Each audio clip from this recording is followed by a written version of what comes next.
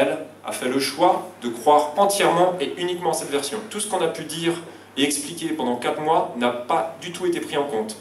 Christophe est d'ores et déjà viré de la SNCF, comme je vous l'ai dit tout à l'heure, sur les mêmes motifs que ceux qui ont été reprochés dès le départ.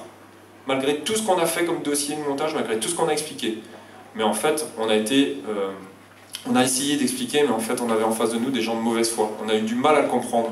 On a eu du mal à comprendre qu'en fait, ce qu'ils voulaient, c'était ma peau.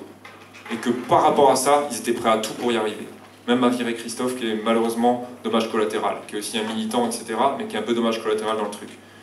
Donc moi, j'ai été délégué du personnel, c'est vrai, depuis mes 18 ans, j'ai toujours milité. Là, ça fait 3 ans ou 4 ans que je suis délégué du personnel et que je lutte au quotidien et pour la charge de travail sur Mulhouse et contre le AS, le fait qu'il n'y ait plus de contrôleurs à bord des trains.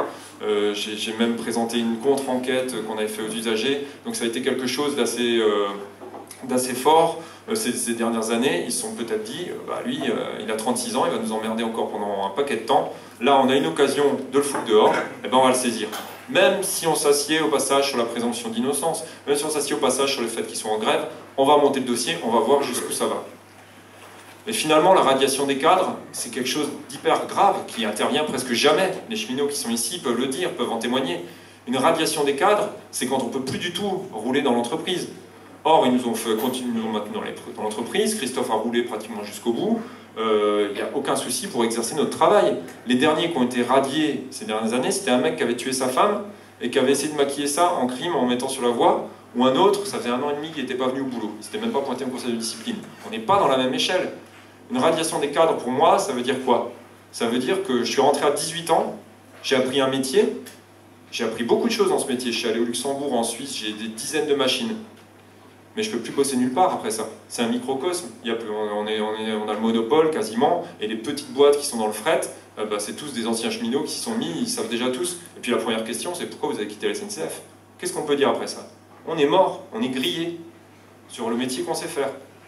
Donc j'arrive aujourd'hui à 36 ans, j'ai plus qu'à me recycler pour une connerie, pour un truc qui n'est même pas prouvé, qui n'est pas probant.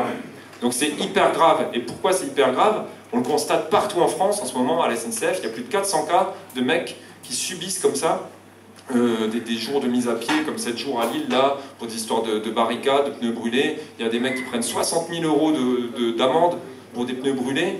On n'a jamais vu ça, quoi. Donc c'est vraiment de la répression. C'est histoire de faire des exemples, c'est histoire de calmer le jeu. Et ça marche. Moi, personnellement, c'est clair, je suis brisé par un truc comme ça. Qu'est-ce que vous voulez que je retourne bosser là-dedans? Mais il n'y a pas que moi. Tous mes collègues, les autres délégués de mon syndicat, ils sont malades, ils sont en dépression, ils sont pas bien. Pourquoi? Parce qu'ils ont peur, parce qu'ils voient qu'ils sont impuissants par rapport à ce pouvoir-là de l'employeur. Et puis tous les autres qui ne sont pas forcément engagés, mais qui aiment bien des fois montrer leur mécontentement en faisant grève, ça les calme aussi. Ils disent Mathieu Relin, il a ouvert sa gueule tout le long, regarde où ça le mène. Moi je rentre à la maison le 15 septembre, je vois mes 2 gosses. Pour leur annoncer, je leur annonce rien du tout, mais je viens de vivre le conseil de discipline, c'est super dur. Et on voit ces 2 gosses, moi je vais pas regretter ce qui a pu se passer dans le train ou pas. Ce que je me suis dit, c'est que, merde, pourquoi je me suis fait délégué syndical? Pourquoi je me suis engagé là-dedans? Maintenant je mets toute ma famille en danger. C'est ça qu'ils arrivent à faire. Et ils n'ont rien à perdre à faire ça. C'est-à-dire que l'employeur, qu'est-ce qu'il a à perdre? Quand il y aura les trucs au prud'homme qui vont tomber, parce que bien sûr, il ne va pas tenir 5 minutes leur dossier en justice. Mais quand ça va tomber, ce sera dans 5 ans. Les mecs, ils seront en retraite, ils seront barrés, ils seront mutés. Ils n'ont rien à perdre à tout ça. Ce ne sera pas les mêmes gars. Et puis même s'ils payent une amende, c'est la SNCF, elle paye 1 million au kilomètre quand elle fait une nouvelle voie. Qu'est-ce qu'elle s'en fout de donner 40 000 € à un mec, puisque ça a redressé tout le monde, et que derrière, les brebis égarées, elles rentrent toutes dans le droit chemin et tout le monde la ferme. Donc ils ont tout à gagner à tenter ce genre de truc, et c'est ce qu'ils font un peu partout, dans le privé, dans le public, un peu partout. Ils tapent pour faire mal, pour faire peur. Et ça fonctionne malheureusement. Donc c'est pour ça qu'aujourd'hui, moi, au-delà de ce qui peut se passer en justice, au-delà de ce qu'on va réussir à gagner, je veux qu'il y ait une mobilisation autour de ce genre de choses. Je veux qu'on se mette tous ensemble et que quand il y a des répressions syndicales, on l'ouvre et on ne se laisse pas chacun taper dessus dans notre coin. Parce que ce qui se passe chez Goodyear, ce qui s'est passé chez Goodyear, ce qui se passe à la Poste, ce qui se passe partout et dont les collègues vont témoigner après, c'est clair que ça mériterait de prendre de l'ampleur. Et oui, ces élections présidentielles, oui, il y a un lobbying à faire, il faut qu'on l'ouvre, c'est un peu le symbole de notre truc, c'est les petits poissons qui se regroupent parce qu'ils vont se faire bouffer et qui deviennent un gros poisson. Donc ensemble, il faut qu'on devienne des gros poissons, enfin un gros poisson, et qu'on arrive à inverser la vapeur, à leur faire peur à eux et à lutter contre ça. C'est la lutte des luttes, parce que derrière, elle conditionne toutes les autres. Si tous les militants, tous ceux qui lèvent le bras, tous ceux qui luttent contre ce qui se passe en ce moment en France se font gicler comme moi et comme les autres qui sont assis à cette table, qu'est-ce qui restera pour défendre les autres? C'est le fameux poème « Qui me défendra ?» puisque j'ai laissé tout le monde partir. Donc c'est l'affaire de tous les citoyens, de dire maintenant les gens qui militent, qui défendent les autres toute l'année, aujourd'hui on les attaque, et ben c'est à nous de les défendre. Et j'espère que c'est ce qui va ressortir de cette réunion. Merci.